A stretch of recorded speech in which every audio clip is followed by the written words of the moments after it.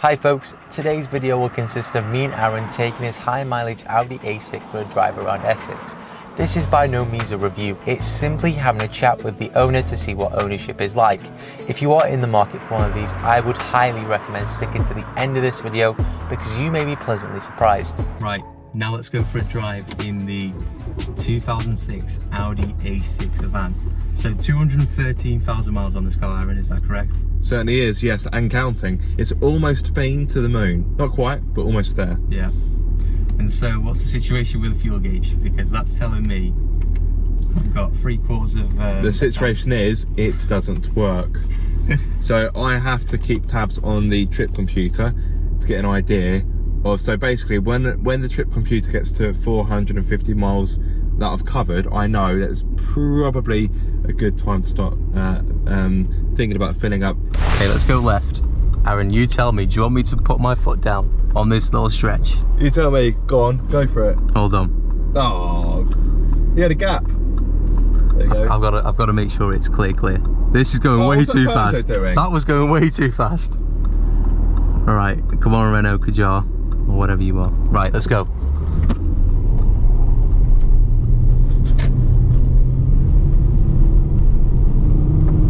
Aaron, it does actually feel quite fast in the passenger seat.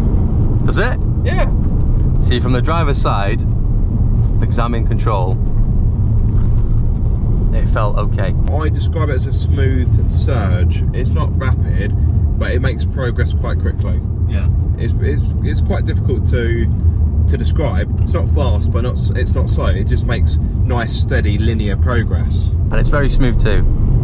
It's incredibly smooth. That's the first word I thought of when I drove this a few hundred yards after I bought it earlier this year. Just smooth. Yeah. It's so smooth. We've got some flag pedals as well, quite thin, aren't they? They are small. I don't really use them in all honesty. I just stick it in D and just get on with it really. Or in S if I'm feeling a bit more exuberant. What's it like on like a daily basis?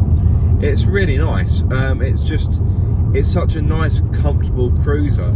I drove to our meeting location, our filming location, yeah, and that was almost 2 hours, but it didn't feel like 2 hours. No. It's a really effortless car to drive. It's lovely. It really is. One thing I've noticed as well, it probably come out on camera quite clear, is there's literally minimal noise in this car. Bear in mind it's a V6, right? 3 litre diesel.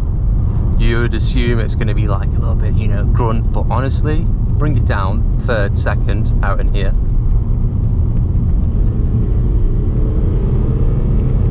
There's not much noise at all. No, it's a really refined car, and I think the fact that even now, in this age and this mileage, it's still smooth and quiet, I think that's credit to the engineering and production by Audi.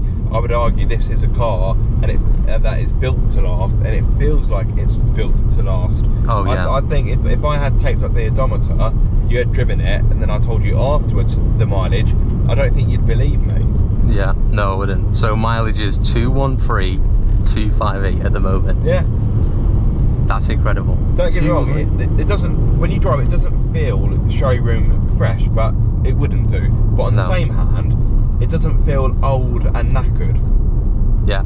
I would argue this has got plenty of life left in it. As long as it's serviced correctly and looked after.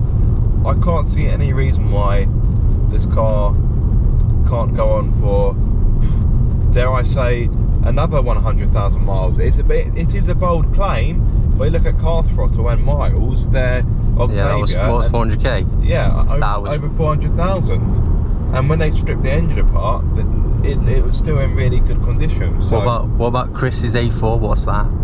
So his A4 has done, I believe it is around 193,000. So not too far behind this. Not too far behind this, and his A4 is about 2 years older than my A6. Yeah. See, I actually find it quite incredible when going to buy a car, you actually kind of get scared if it's above 100,000 miles. It's a little bit, yeah, you get that little I would anxiety. argue, in this day and age, that is complete and utter nonsense. I was speaking about this to one of my customers the other day, because I work in a car repair garage. She was seeking some car buying advice, and I said, and she was like talking about mileage. Yeah. I said, well, put it this way: you could have two identical cars. Let's say a Ford Fiesta, for argument's sake, because we know how popular they are. You could have one that's done 50,000 miles, but hasn't been serviced in 5 years. It's on budget tyres. It's not been looked after. The owner never checks the coolant or the oil, whatever. Or you can have one that's done 150,000 miles, but it's got good tyres. It's been serviced at the right times. It's wanted for nothing. Out of the two cars, if you compare them side by side, all of a sudden, which one is actually the more desirable? Yeah, one that's got proper maintenance. Yeah, look at that. Oh my God. Speaking of desirable, that's an Aston Martin DB4, maybe a DB5. Oh my God. That was beautiful though. What was that colour? It was like some really light blue. That was gorgeous. Very nice. What are the chances? I've got that on camera. Yeah. Yes. Oh my. What the hell? Where is this place? Where are we? In Essex? Somewhere in Essex? Somewhere in Essex, yeah. The whole thing about mileage, I would argue it's a false economy. And I bought this car on a whim, which may sound mad. And when I first saw this on Auto Trader, I looked at the spec, looked at the engine, looked at the price, and thought, oh. Then I looked at the mileage, I thought, nah, and I kind of glanced past it. Yeah. But then I was looking at other cars, and none of them really stood out as much as this car did. And this was the one car that I was really drawn to. So I thought, okay, let me have another look at it. So I thought, okay, if it's got the right service history, then why not? It was based in Christchurch in Dorset, which from me was about a 2-hour train ride, which so not local. Yeah. But I thought, well, let me go and have a look at it. The worst that can happen is I get there and I don't like it and I have to pay for a train fare back. Yeah. So be it. Yeah. But even though this was a part exchange, and in my experience, most part exchange cars, you get no paperwork, you get the key and a V5, that's Pretty it. much. This had a big folder of paperwork with it. Only two owner car? Yeah, I'm the third owner. That's incredible. Yeah. And the second owner was 11 years. They're correct, yes. Wow. So how can you own a car for 11 years? Although this is high mileage, you can almost guarantee, well, I would be happy to stick my neck out and say you can almost guarantee the majority of them were on the motorway. Yeah. So the car was just ticking over, really. Obviously, the brakes aren't being used as much when you're cruising. So it's probably had a relatively stress-free life. Pretty much, because I've noticed that the buttons, Aaron, all the buttons, right, they pretty much work apart from that cigarette lighter. Is it in the back? No, it's this one. This one down here? Yeah, that one there, that one doesn't work. But that's the only thing that doesn't work in this car. Yeah, that could just be a fuse. That could be something really straightforward. I've not really looked into it, to be fair. Automatic headlights. Yeah. That's incredible. Yeah, they work. Yeah. The dials as well, still crisp and clear.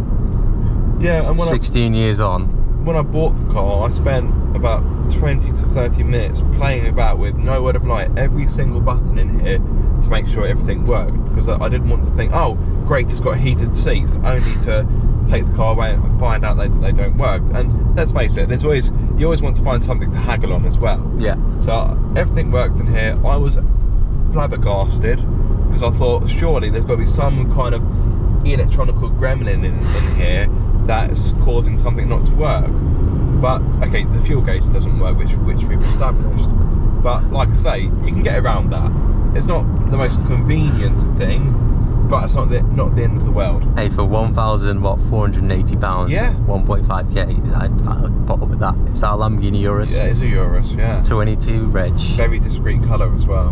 Brakes, Aaron, when were they last changed? Because I feel they're a little bit unresponsive, in my opinion. Or maybe this car is just too heavy. How much does it weigh, in fact? I don't know how much it weighs. I think it weighs around, I think it's about 1,800 kilograms. Nearly 2 tons. Christ. Yeah. But if you think about it, it's got a V6 Quattro, big car. Yeah. So to be fair, it might weigh more. So you might have to correct myself with a caption. Yeah, it's never going to feel like a light car, is it? It's not a Lotus Elise. No, it's not. Do we know how long like the length is and the width? It's long and it's wide. We'll take that as a measurement.